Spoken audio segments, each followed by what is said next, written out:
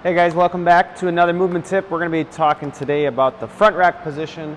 Most specifically, the front rack is when we have that bar up into the front rack position across the shoulders. That's what we refer to it. So when you hear us say front rack, that's what it means. So a lot of times we've been dealing with clients who kind of had the light bulb moment this past couple weeks where they're like, I never realized that's how I was supposed to carry the bar.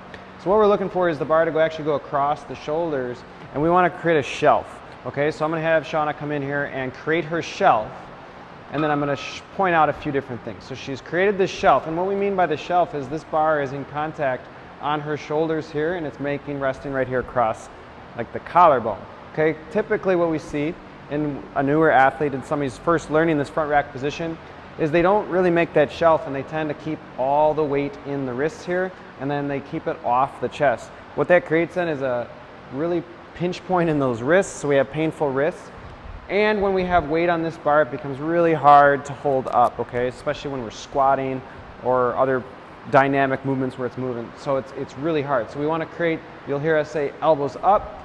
That kind of puts that shoulder forward and allows you to create that shelf, okay? So this would be a really great position here in the front squat, okay? So we want those elbows as high as we can go in the front squat. So when she squats down, she's created that shelf.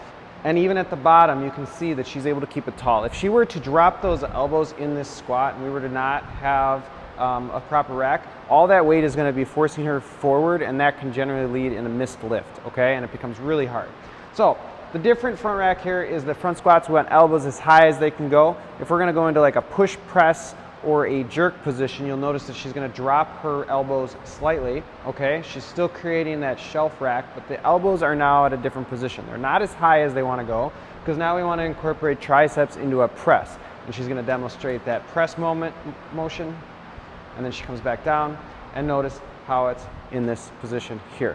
So there's the two different positions. There's the high elbows for the front squat, and then we're going to drop them slightly in that press motion, okay, but still keeping those elbows high and still creating that shelf across the high. So you've heard Coach Danny even mention this, and it's made some light bulbs click.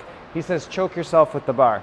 So we want that bar to be right up into that throat. You can feel it against there, and then you're resting it across the shoulders. Hope this helps get you guys bigger squats, bigger presses, and as always, if you have questions, send us a message. We'll see you guys next week.